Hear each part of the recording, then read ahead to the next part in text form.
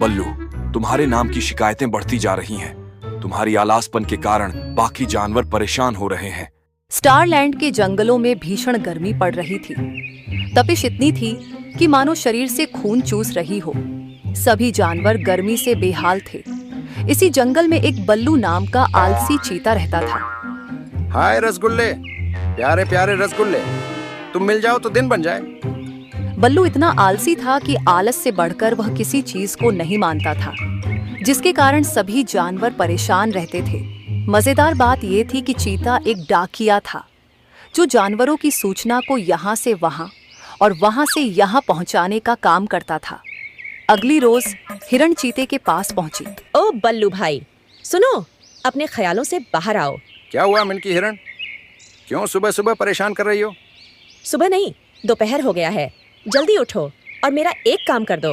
मेरा कल जन्मदिन है और मैं चाहती हूँ कि तुम पड़ोसी जंगल में रहने वाले मेरे कुछ खास रिश्तेदार को मेरे पार्टी में आने का निमंत्रण दो। इसलिए तुम वहाँ जाकर मेरा ये संदेश वहाँ पहुँचाओ। ठीक है मिनकी, कल चला जाऊंगा। अभी थोड़ा थका हुआ महसूस कर रहा हूँ। शाम का कार्यक्रम था। हिरण बहुत खुश थी कि उसके जन्मदिन पर पहली बार उसके रिश्तेदार आने वाले थे। सारी तैयारियां हो चुकी थी। अभी तक कोई क्यों नहीं आया? काफी देर हो गई थी। परेशान होकर हिरण चीते के पास पहुंची। बल्लू भाई, क्या हुआ है? क्या तुमने उन्हें इनविटेशन नहीं दिया था क्या? मिंकी की बात सुनकर बल्लू कल की घटना के बारे में सोचने लगा। हाय रे, भीषण गर्मी मार ही डालेगी। ऊपर से यह काम, यहाँ जाओ वहाँ जाओ, कोई ठंडी जगह देखनी पड़ेगी। ये जगह अच्छी लग रही है। हाय, कितनी ठंडक है, वाह मजा आ गया। थोड़ी देर सो लेता हूँ।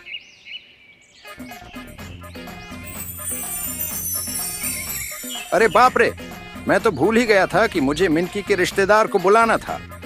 अब क्या करूं, झूठ बोलना पड़ेगा। वो मिनकी, जब मैं वहां पहुंचा तुम्हारा कोई रिश्तेदार नहीं था। आसपास से पता किया तो मालूम हुआ कि वे दूसरे जंगल के भ्रमण पर निकले हैं। इस कारण मैं सूचना नहीं दे पाया। चीते की बात सुनकर हिरण मायूस होकर वहां से चली गई। तभी एक लकड़बग्घा वहां पहुंचा। अरे बल्लू भाई, मैंने जो कहा था वह काम किया क्या? मेरी मंगेतर को संदेश दिया कि नहीं कि मैं अभी उससे नहीं मिल सकता, अभी बिजी हूँ। अरे यार, इसका भी काम भूल गया। इसे भी लपेटे में लेना पड़ेगा। भाई, मैं जब गया वहाँ तुम्हारी मंगेतर थी ही नहीं। पता किया तो मालूम हुआ कि वह तो सुबह से ही गायब है। इस चक्कर में मैं उसे मैसेज नहीं दे पाया। दूसरी तरफ जैसे तैसे हिरण अपना जन्मदिन मना रही थी। तभी हिरण के रिश्तेदार वहां पहुंचे। अरे बेटे मिंकी, तूने मुझे बुलाया नहीं, फिर भी देखो मैं चला आया। क्या आपको संदेश नहीं मिला? क्या कोई डाकिया वहाँ नहीं पहुँचा? कौन सी डाकिया की बात कर रही हो? डाकिया क्या, कोई परिंदा तक मुझे पूछने नहीं आया। इसका मतलब उस चीते ने हमको बेवकूफ बनाया। तुम्हें ही नहीं, मुझे भी बनाया है। कहता है कि मेरी मंगेतर सुबह से गायब थी। बेचारी दिन भर मेरी राह देख रही थी। अब बस बहुत हुआ। कल हम शेर सिंह के पास पहुंचकर बल्लू के बारे में शिकायत करेंगे। ये बात सुनकर सभी जानवर अचंभित थे कि चीता आलसी तो था ही, अब झूठा और कामचोर भी हो गया। महाराज, न्याय करे, हमारा न्याय करे। क्या हुआ? आप सभी इतने टेंशन में क्यों नजर आ रहे हैं? जब से बल्लू चीता डाकिया बना है, एक काम सही से नहीं किया है। जो भी काम देते अपने आलसीपन के कारण भूल जाता है, और जब हम सवाल करते हैं तब तरह तरह के झूठ बोलता है। यह गंभीर बात है। फिलहाल आप सभी जाइए, मैं उसे कल देखता हूँ। शेर की बात सुनकर सभी वहां से चले गए। बाग जाओ और उस बल्लू से कहो कि कल मुझसे मिलने आए। महाराज, मैं बल्लू को ले आया हूँ। बल्लू, तुम्हारे नाम की शिकायतें बढ़ती जा रही हैं। तुम्हारी आलसपन के कारण बाकी जानवर परेशान हो रहे हैं। अगर तुम्हें अपना पद बनाए रखना है तो आज से यह आलस छोड़ दो। शेर सिंह, मुझ में कोई हुनर नहीं है, बस ये एक आलस ही है, और यह आलस मुझे जन्म से मिला है। मैं तमाम कोशिश करता हूँ कि यह आलस छोड़ दूँ, मगर नहीं छूटता। अब आप ही बताइए मैं क्या करूं? ठीक है, तुम जा सकते हो। बाघ सुनो, जाओ ऐलान कर दो, ठीक 3 दिन बाद यहाँ एक प्रतियोगिता होगी और जो इसमें हारेगा वह 1 साल तक सभी जानवर के एक काम को पूरा करेगा। शेर के कहे अनुसार बाघ ने ऐलान करवाया, मगर इस ऐलान से चीते को कोई फर्क नहीं पड़ा। क्या फालतू की प्रतियोगिता है? मुझे अपना आराम बहुत प्यारा है, इसके लिए मैं अपना समय बर्बाद नहीं करूंगा। ऐलान सुनकर सभी जानवर वहां पहुंचे। शेर ने सभी को देखा और बाघ को बुलाया। बाघ, जाओ दोबारा ऐलान करो। बाघ ने दोबारा ऐलान करवाया। सुनो सभी, जो भी जानवर इस प्रतियोगिता में शामिल नहीं होगा वह 6 महीने तक एक एक जानवर का काम करेंगे। यह ऐलान सुनकर चीते की सारी नींद उड़ गई। क्या मुसीबत है? जाओ तो मुसीबत, न जाओ तो मुसीबत। अब तो जाना ही पड़ेगा, वैसे भी इस गर्मी में कबड्डी थोड़ी खिलाएंगे। सभा में शेर ने दोबारा चीते को देखा। उसे देखकर शेर ने ऐलान किया कि ये प्रतियोगिता बहुत ही सिंपल है।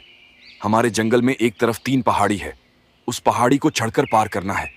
जो जीतेगा उसे बहुत ही उम्दा इनाम मिलेगा और जो हारेगा, वैसे आप सभी को तो मालूम है ही।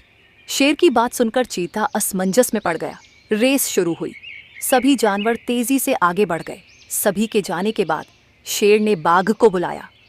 बाघ, सारी तैयारी कर ली ना तुमने? जी महाराज, जैसा आपने कहा था वैसा ही मैंने किया है। अब हर पहाड़ी में चीते को कोई ना कोई जानवर उससे आगे नजर आएगा। भीषण गर्मी थी। सभी जानवर एक एक करके पहाड़ी पर चढ़े। अगर ये प्रतियोगिता हार गया ना गुरु, तो फिर मेरा चैन, मेरी नींद लुट जाएगी और मैं ये होने नहीं दूंगा। ये मैच मुझे जीतना ही है। मगर चीता डर के मारे सबसे आगे निकल गया। दूसरी पहाड़ी पर पहुंचने के बाद चीते ने देखा कि कुछ जानवर पहले से ही दूसरी पहाड़ी पर चढ़ रहे हैं। यह सब शेर सिंह की चाल थी। अरे यह क्या?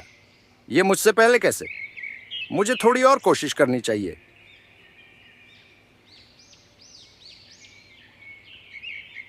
जैसे तैसे गर्मी से बेहाल होकर चीता सभी को पीछे छोड़कर अंतिम और तीसरी पहाड़ी पर चढ़ने पहुंचा। तभी उसने देखा कि अभी भी कुछ जानवर उससे पहले पहुंचकर तीसरी पहाड़ी चढ़ने लगे हैं। एक पल तो चीते ने हार मान ली थी, मगर उसके अंदर से एक आवाज आई। अरे यह क्या? यहाँ भी कोई मुझसे आगे कैसे है? इतनी गर्मी में मुझसे नहीं चढ़ा जा सकता। मगर यहाँ रुककर भी तो कुछ नहीं मिलने वाला है। अगर बल्लू तू हार गया तो सबका काम करना पड़ सकता है। थोड़ा और दम लगा। चीते ने अपनी पूरी जान लगा दी और तीसरी पहाड़ी भी पार कर ली और वह यह प्रतियोगिता जीत गया। चीता बड़ी खुशी के साथ शेर के पास पहुंचा। शेर सिंह, मैं जीत गया हूँ। इतनी गर्मी में भी मैं नहीं रुका। अब मेरा इनाम लाओ। तुम्हारा इनाम तो तुझे कब का मिल गया है। कैसा इनाम? मुझे तो कुछ भी नहीं मिला। अपने अंदर हुए बदलाव को देखो, तुम्हारे अंदर छुपे हुए हुनर को पहचानो। माफ कीजिए, पर आप किस हुनर और बदलाव की बात कर रहे हैं? तुम इस जंगल में सबसे तेज दौड़ सकते हो। तुम्हारा शरीर इतना ऊर्जावान है कि ये भीषण गर्मी भी तुम्हारा कुछ नहीं बिगाड़ सकता। अपने अंदर का ये आलस निकाल फेंको और फिर देखो तुम क्या कर सकते हो। शेर की गहरी बातों से बल्लू चीते को अपने अंदर कुछ अलग सा मगर ऊर्जावान महसूस हुआ। महाराज, आप सच में दूरदर्शी हैं। आपने मुझ में वो देखा जो शायद मैंने कभी नहीं देखा था। सच में अगर कोई चाहे तो क्या कुछ नहीं कर सकता। बस उसे रोकता है तो उसका आलस, उसकी कामचोरी और आज करूंगा कल करूंगा वाली बेकार की बातें। शुक्रिया महाराज, आपने मेरी आंखें खोल दी। महाराज, पहली बार चीता ने आपको महाराज कहा है। उस दिन के बाद चीता पूरे मन से अपने काम में लग गया। अब उसके लिए न गर्मी, न ठंडी, न बरसात मायने रखती थी।